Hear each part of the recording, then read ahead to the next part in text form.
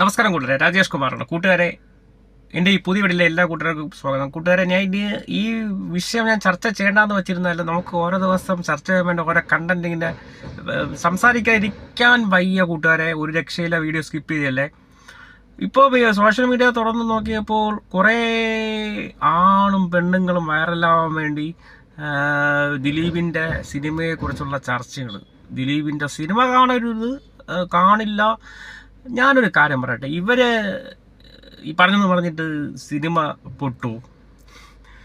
ഞാനൊരു കാര്യം പറയാം കൂട്ടുകാരെ, വ്യക്തികളെ നോക്കി അല്ലെങ്കിൽ അവരെ ജാതി മതവും അവരെ വീട്ടിലെ ക്യാരക്ടറും നോക്കി സിനിമ കാണാൻ പോകരുത്. ഇത് പറയുമ്പോൾ ഞാൻ ദിലീപ് ഫാൻസ് ഒന്നുമല്ല, ഞാനൊരു സിനിമ കാണുന്നൊരു വ്യക്തിയായോണ്ട് ഞാൻ പറയാണ്. അങ്ങനെയാണെങ്കിൽ ഈ ഇറങ്ങുന്ന മലയാള സിനിമയിൽ ഇറങ്ങുന്ന എല്ലാ സിനിമയും പൊട്ടേണ്ട സിനിമകളാണല്ലോ ഇങ്ങനെ നോക്കി പോകണമെങ്കിൽ.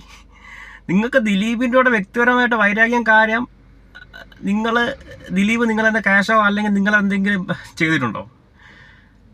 കൂട്ടുകാരെ, ഞാനൊരു കാര്യം പറയാം. നമ്മൾ എന്തായാലും സിനിമ ആസ്വദിക്കുന്നതിന് തമാശ പടം ഇഷ്ടപ്പെടുന്നവരുണ്ട്.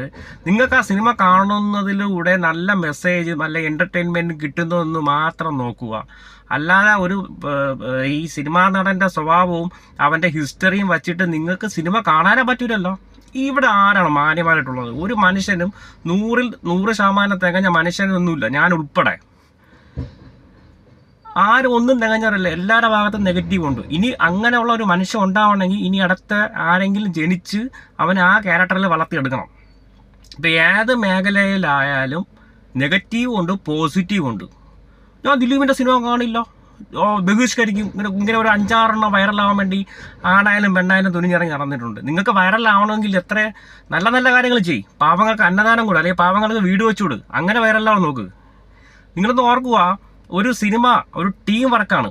അവിടെ ഒരു വ്യക്തിയെ നിങ്ങൾ കേന്ദ്രീകരിച്ചിട്ട് സംസാരിച്ചു കഴിഞ്ഞാൽ ഏകദേശം എനിക്ക് തോന്നുന്നു പ്രൊഡക്ഷൻ ബോയ് ഉൾപ്പെടെ ഡ്രൈവർമാർ ഉൾപ്പെടെ ഒരുപാട് 150 കുടുംബങ്ങൾ ഈ സിനിമ കൊണ്ട് ജീവിക്കുന്ന വ്യക്തികളാണ്. എനിക്കതിനെക്കുറിച്ച് വേറെ ഡീറ്റെയിൽസ് ഒന്നും അറിയില്ല. 150 കുടുംബങ്ങളുടെ അന്നമാണ്. അപ്പം നിങ്ങൾ അഭിപ്രായം പറഞ്ഞ് മറ്റേ വൈറലായി കഴിഞ്ഞിട്ട് നിങ്ങൾക്ക് എന്താണ് നേട്ടം? നിങ്ങളൊരു 5-6 പേരെ സിനിമ കണ്ടില്ല എന്ന് പറഞ്ഞിട്ട് സിനിമ പൊട്ടയൊന്നുമില്ല. സിനിമയുടെ കഥ കൊള്ളാമോ? നിങ്ങൾ എൻജോയ്മെൻറ്റ് ചെയ്യണോ? നിങ്ങൾക്ക് ചിരിക്കാൻ വകയുണ്ടോ? നിങ്ങൾക്ക് നല്ല കണ്ടന്റ്, നിങ്ങൾക്ക് അതിനുള്ള നല്ലൊരു മെസ്സേജ് കിട്ടുന്നുണ്ടോ? അത് നോക്കി പോയി കാണുക. അപ്പം നിങ്ങളിപ്പോൾ 5-6 പേര് സിനിമ കണ്ടില്ലെന്ന് പറഞ്ഞിട്ട് ഒരു പ്രശ്നം ഉണ്ടാവില്ല. കൂട്ടുകാരെ, ഞാനൊരു ഫാൻസിലും ഇല്ല. ഞാനൊരു ഇന്ത്യൻ പൗരൻ എന്ന നിലയിൽ എൻ്റെ ഒരു അഭിപ്രായം നിങ്ങളുടെ അടുത്ത് ഞാൻ ഷെയർ ചെയ്യുന്നതേ ഉള്ളൂ.